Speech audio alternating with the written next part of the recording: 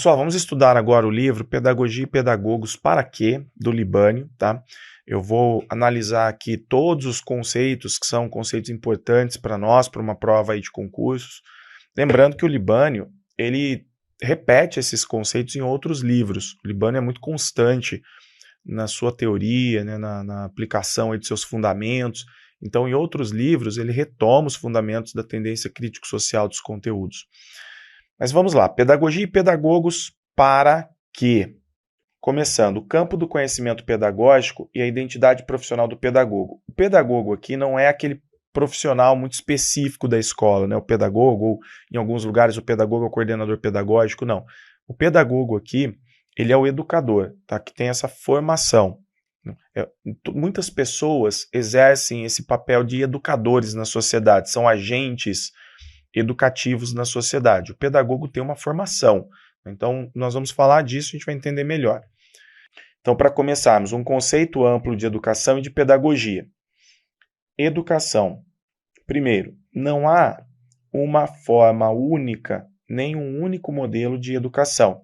Vamos pensar em dois exemplos simples. Na história da humanidade, o que nós temos visto é as gerações mais velhas transmitem saberes, culturas, comportamentos e tradições para as gerações mais novas. Esse processo de transmissão de cultura, de saberes, de tradições, de comportamentos, de normas, nós chamamos do quê? De processo educativo. Então vejam, gente, que processo educativo é diferente de processo de ensino. Processo educativo é algo mais amplo. E nós, seres humanos, entendemos que não tem como um país, uma nação se desenvolver e buscar, né, uma vida melhor em todos os aspectos, não estou falando apenas da questão econômica, sem os processos educativos. A educação, inclusive, é um elemento de coesão da sociedade. Então, quanto mais a sociedade se educa e aprende a conviver em sociedade, aprende as tradições, os saberes necessários, mais coesa essa sociedade tende a ser. Também não estou levando em consideração aqui todas as relações de poder existentes. Nós estamos falando agora simplesmente de educação. Agora vejam, uma sociedade mais primitiva, ou podemos chamar de mais tradicional, como, por exemplo, grupos indígenas, como que se dá esse processo de transmissão de saberes, valores, tradições? Muito por meio da oralidade e das tarefas do dia a dia, como cozinhar, práticas religiosas, dança, plantar, colher, pescar, caçar, não é? Então, é muito por meio da oralidade e das ações. Numa sociedade, por exemplo, urbana, industrial, tecnológica, já considerando essa sociedade urbana que nós vivemos hoje, nós temos a escola como um papel muito importante de transmissão de conteúdos de maneira sistemática, nós temos a própria família também, que muitas vezes, de maneira espontânea, por meio da oralidade, por meio dos hábitos, dos gestos, etc., também forma seus filhos, seus membros. Nós temos a internet, nós temos o YouTube, nós temos diversos mecanismos e agentes formadores nessa sociedade tão complexa, e a internet tem realizado um papel cada vez mais intenso nesse processo, não é? Então, seja de uma forma ou de outra, de uma forma mais simples ou mais complexa, nós sempre temos um processo educativo acontecendo em que as gerações mais antigas transmitem saberes, cultura, tradições, comportamentos, etc., para as gerações mais novas. A educação, muitos autores vão dizer, Paulo Freire, Vygotsky, Marx, né, de alguma forma, dentre outros, vão dizer o quê? Que a educação é fundamental para a humanização do sujeito, porque nós nascemos muito biológicos, na verdade, não é? Então nós nascemos com funções, como diz o Vygotsky, com funções elementares, funções psicológicas elementares. E com as interações dentro do grupo social, com a apropriação de cultura, etc., o que vai acontecendo? Nós vamos passando por um processo de humanização, nós vamos desenvolvendo funções psicológicas superiores que são tipicamente humanas, como, por exemplo, falar e preparar uma aula e vir aqui trabalhar esse conteúdo com vocês, como estou fazendo agora, não é? Bem, então não há nem um único modelo de educação. A escola para o Libânio. Quando você pensa o Libânio, pensa assim, o Libânio é o autor da teoria crítico-social dos conteúdos, da tendência crítico-social dos conteúdos. Então você retoma lá no estudo que você faz das tendências, por exemplo. A escola é importante para o Libânio e para todos aqueles que defendem essa postura? Com certeza, a escola é fundamental. Por quê? Porque a escola é responsável pela transmissão também de saberes científicos, de experiências que são fundamentais para que o sujeito possa se emancipar e viver dignamente a vida em sociedade. Agora, tudo isso depende das concepções que essa escola carrega de sujeito, de educando, de conhecimento, de educação, etc. Então, é preciso analisar isso. Então, nesse caso, o Libânio vai dizer: a escola não é o único lugar que a educação acontece. E talvez nem seja o melhor. Lembrando, pessoal, que educação é diferente de ensino, tá bom? Então, o que é educação? É esse processo amplo de formação do ser humano, que ocorre de diversas formas em tudo quanto é lugar. O ensino é um processo didático organizado para trabalhar objetivos, conteúdos, métodos, com recursos, avaliação, etc., para transmitir conteúdos, saberes aos educandos de forma planejada e sistematizada para que eles os assimilem ativamente. Esse é o processo de ensino que vai ocorrer de uma forma mais bem organizada normalmente dentro das escolas, onde esse planejamento, não só a intencionalidade está presente, mas o planejamento, a organização curricular, etc. Então, educação não é sinônimo de ensino, tudo bem?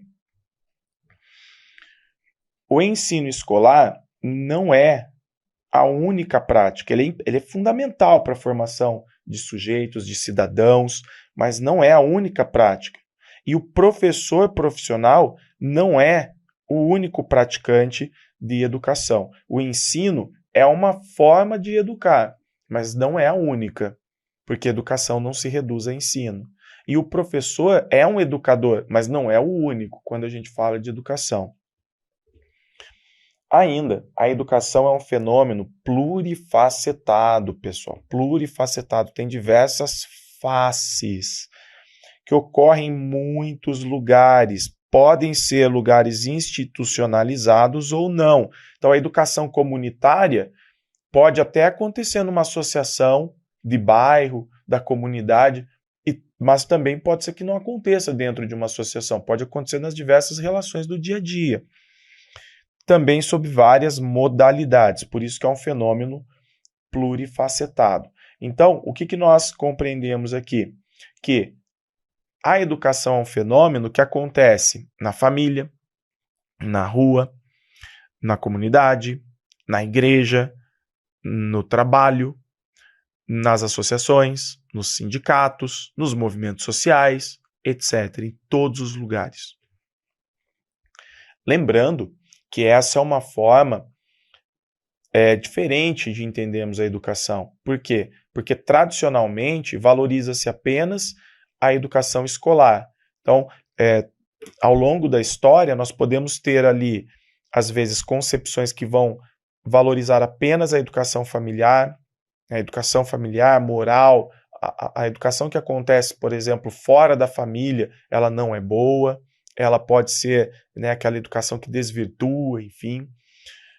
Em outros momentos, a educação escolar é a única que tem valor de verdade. Então, tudo que o sujeito aprende fora da escola não tem valor, só tem valor aquilo que ele aprende na escola. Normalmente, a escola mais tradicional vai carregar essa concepção. E hoje, nós carregamos essa ideia de que, não, os processos educativos ocorrem em todos os lugares. E justamente por isso é fundamental que a escola se articule à sociedade, à vida social e cotidiana, porque na vida social e cotidiana nós temos diversos processos formativos que também constituem esse sujeito que vem para o banco da sala de aula, né? Então eu preciso estar atento a isso. Bom, continuando, ações pedagógicas. As ações pedagógicas ocorrem, então, em diversas instituições, na família, na escola, nos meios de comunicação. Então, pega lá, por exemplo, a mídia, né? Quantos e quantos blogs, jornais, etc., não apenas comunicam, mas também, de certa forma, educam. Ou seja, eles possuem ali uma ação intencional, o interesse de levar uma informação, de fazer com que a pessoa adote uma determinada forma de pensar. Pode ser um material extremamente ideológico ou, muitas vezes, não tão ideológico, é uma mera descrição de um fato, mas o fato é, nós temos aí hoje nos meios de comunicação uma mídia extremamente ampla e diversificada, formando pessoas, contribuindo para que as pessoas adquiram uma forma de pensar, às vezes extremamente alienante, às vezes crítica, a depender ali do meio de comunicação e da forma como ele trabalha, mas isso influencia na formação do sujeito. O YouTube, por exemplo, é praticamente, visto por muitos como uma escola hoje, com muitos conteúdos péssimos e com muitos conteúdos riquíssimos. Nos movimentos sociais e instituições não escolares, como, por exemplo, os sindicatos ou até mesmo escolas, que realizam formações de conteúdos extraescolares que não têm uma ligação com a educação formal, com a rede de ensino, nas empresas, etc. Agora, o ponto interessante que o Libânio vai nos alertar é que nessas diversas instituições em que diversas ações pedagógicas acontecem, então o que são ações pedagógicas? Sejam elas intencionais ou não, formais ou não, nesse momento, porque daqui a pouco a gente vai afinando isso, o que importa é que são ações formativas. Em todos esses ambientes aqui, nós temos ações formativas que vão contribuir para a formação do sujeito. Consequentemente, nós temos diversos agentes formativos. Ok? Então, nos processos educativos, os diversos processos educativos e ações pedagógicas, não é apenas o professor que contribui para a formação do sujeito. Nós temos diversos agentes formativos. Na igreja, por exemplo, é o padre, é o pastor, é o reverendo, não é? E esses agentes formativos, eles são dotados também de algum poder pedagógico, sejam eles formais, como é o caso do professor, ou não formais, como é o caso da catequista, por exemplo, né? Falei de padre, de pastor, mas vamos pensar também na catequista.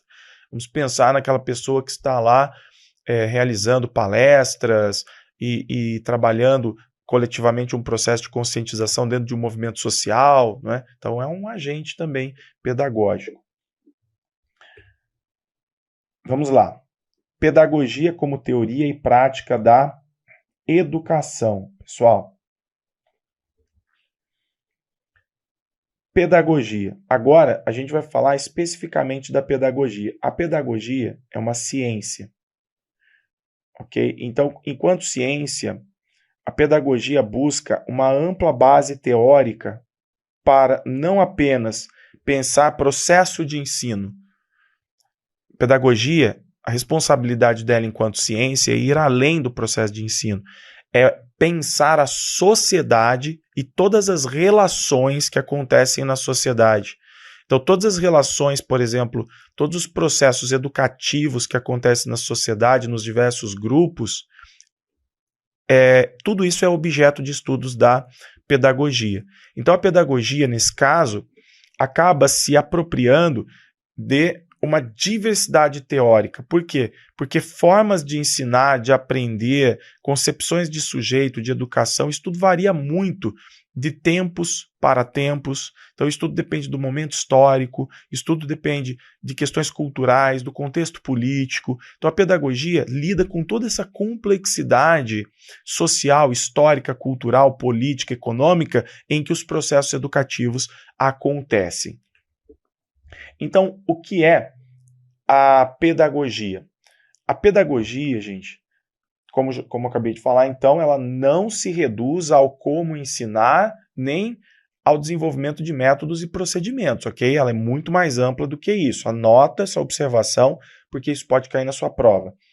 Então, a pedagogia é um campo de conhecimento sobre a problemática educativa na sua totalidade e historicidade. Por exemplo, a gente estuda tendências. O Libânio desenvolve o estudo das tendências pedagógicas,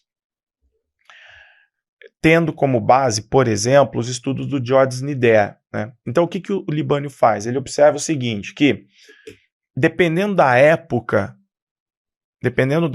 a gente pode fazer esse estudo só no Brasil, dependendo da época, do momento histórico, político, econômico, nós temos uma tendência mais forte de um modelo educativo sobre outros, ok? Então, nós estudamos lá as tendências liberais e as tendências críticas, progressistas. Dentro das liberais, a gente estuda educação tradicional, educação renovada, diretiva e não diretiva, e tecnicista. Dentro das progressistas, a gente estuda libertária, educação ou tendência libertadora, crítico social dos conteúdos, não é?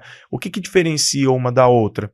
Onde elas nascem, o momento histórico, o momento político, questões culturais, etc. E todas elas carregam concepções diferentes de educando, de processo de ensino, de o que é ensinar, qual é a função da escola, métodos utilizados para ensinar. Então veja que a pedagogia está lidando com tudo isso. Tá? Então, ela está pensando os diversos processos educativos em diversos momentos, em diversos ambientes, em diversos contextos. É muito desafiador, né? Esse trabalho da pedagogia, essa tarefa da pedagogia é muito desafiadora. Diretriz orientadora da ação educativa. Olha que importante. A ação educativa, ela não parte do nada, ela parte de concepções, e essas concepções vêm justamente dos estudos da pedagogia. Por isso que ela é uma diretriz orientadora. Quando eu penso assim, poxa, eu enquanto professor, eu preciso ter uma concepção de aluno, de ensino, de escola, eu preciso entender o papel da escola, eu preciso entender tudo isso para ser um bom professor, por exemplo. Então eu recorro à pedagogia, todos os estudos realizados dentro da pedagogia enquanto ciência. Expressa finalidades sociopolíticas, uma direção explícita da ação educativa. Pessoal, isso quer dizer que nessa concepção do Libânio, que é um progressista, a pedagogia não é uma ciência neutra, não. Ela é uma ciência crítica, de caráter político, que ao realizar estudos sobre a sociedade, faz um estudo problematizado. Então, o pedagogo, quando pensa a educação, ele sempre leva em conta todos os determinantes sociopolíticos que influenciam o trabalho do pedagogo, do professor, do educador. Tá? Então, nós temos aqui a ideia da criticidade, não é?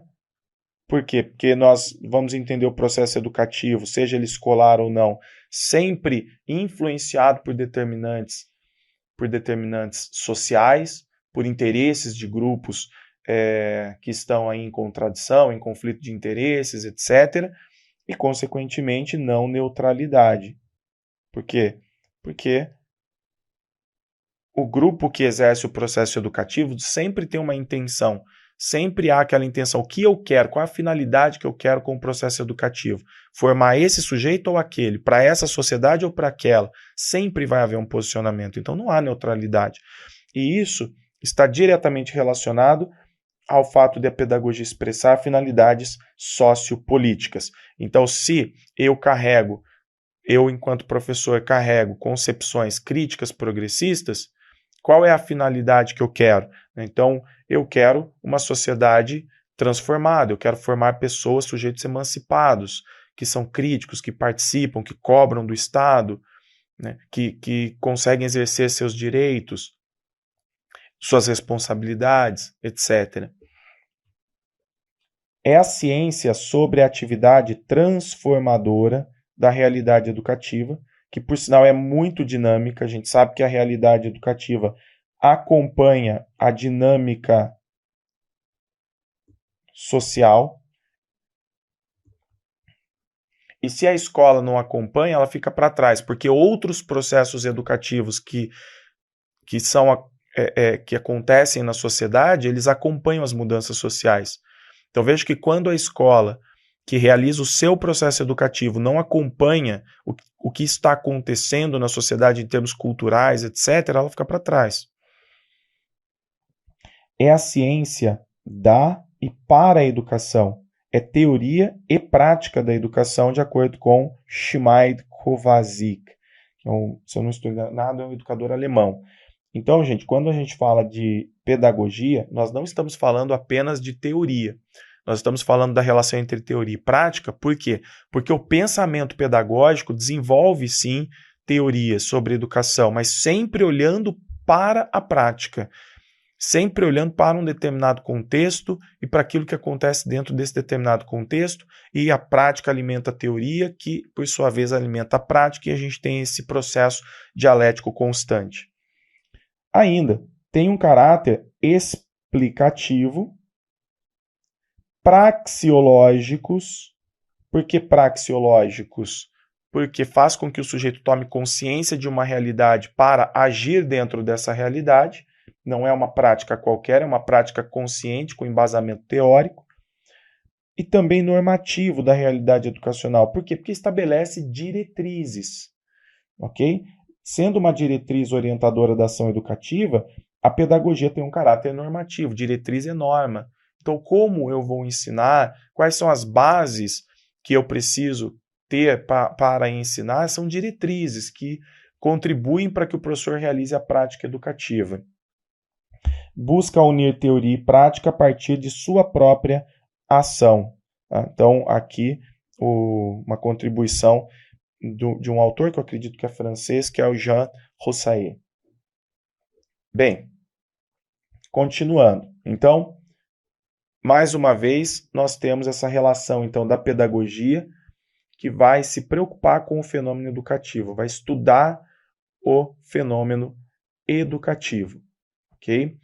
Vejam que, de forma crítica, o pedagogo olha para a sociedade e observa que o fenômeno educativo acontece tendo em vista os diversos interesses dos diversos grupos sociais que muitas vezes estão em conflito. Não tem como pensar em educação se nós não pensarmos essas relações de contradição, de conflitos influenciadas por determinantes sociais. Eu não posso pensar a educação apenas a partir do aspecto pedagógico. A educação está sempre ligada a fenômenos sociais, e o processo educativo na escola formal, por exemplo, é sempre um processo pedagógico e político, ou político-pedagógico. Vínculos entre educação e economia, gente. Vamos lá. Primeiro, transformações tecnológicas e científicas influenciam no fenômeno educativo, influenciam o fenômeno educativo dentro dos grupos sociais, etc.? Com certeza, influenciam cada vez mais. Levam à introdução, no processo produtivo, de novos sistemas de organização do trabalho, mudança no perfil profissional e novas exigências de qualificação dos trabalhadores que acabam afetando os sistemas de ensino. Por que afeta os sistemas de ensino? Porque uma vez que nós temos essa dinâmica social, econômica, cultural, tecnológica, novas expectativas são criadas pela sociedade com relação à formação dos sujeitos. Então, o que se espera numa sociedade como essa dos pais?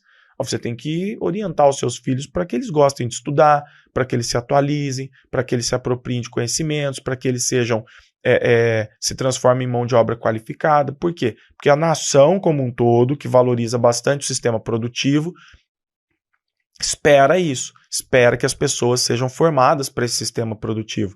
E isso é esperado da escola também. Então, o currículo da escola. Peraí, você vai ficar ensinando arte?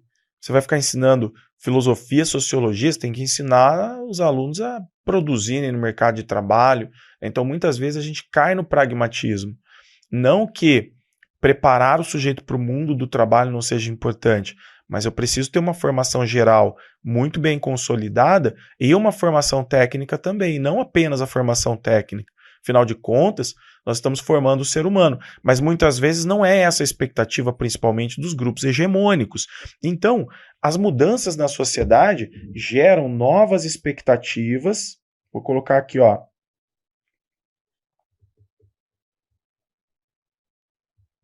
Sobre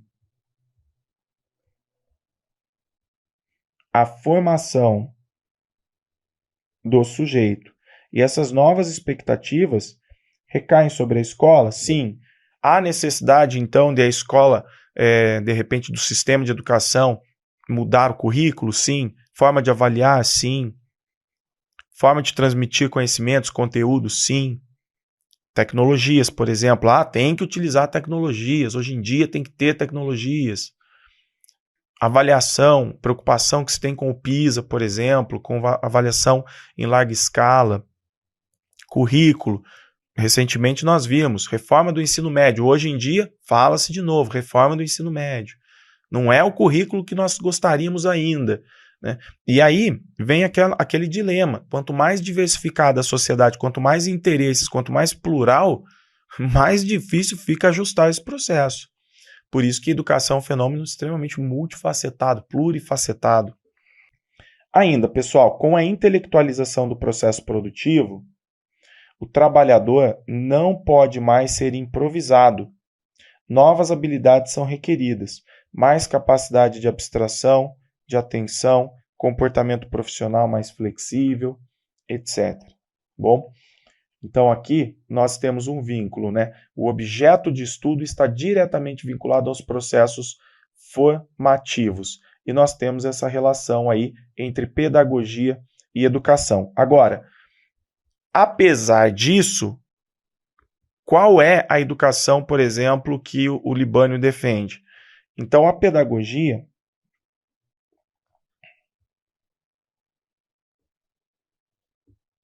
está ligada... Opa, peraí que eu pensei uma coisa e escrevi outra. Como você sabe que eu faço isso direto, né? Há uma educação. Qual é a educação que nós queremos? Nós queremos moldar pessoas para o mercado? Não. Então, a educação deve ter cunho emancipatório.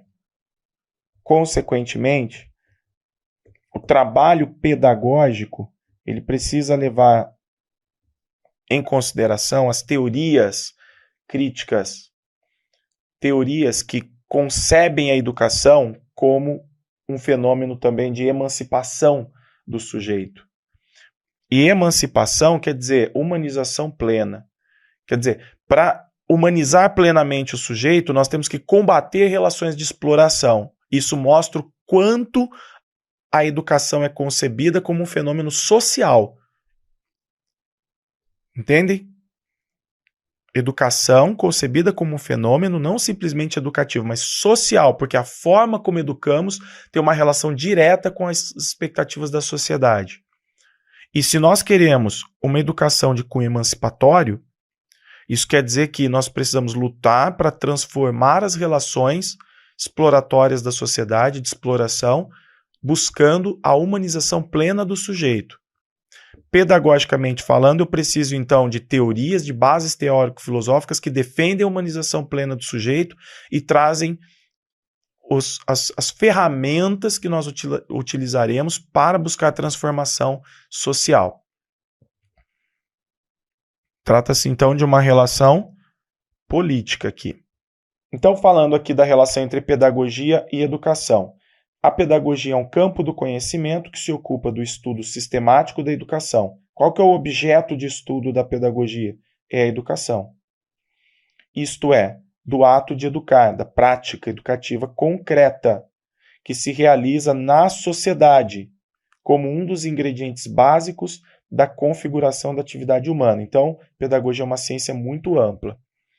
E a educação é um fenômeno, né? É o conjunto de ações, processos, influências, estruturas que intervêm no desenvolvimento humano. Todas as influências que nós recebemos que vão impactar a nossa forma de ser, de pensar, de agir, tudo isso é educação.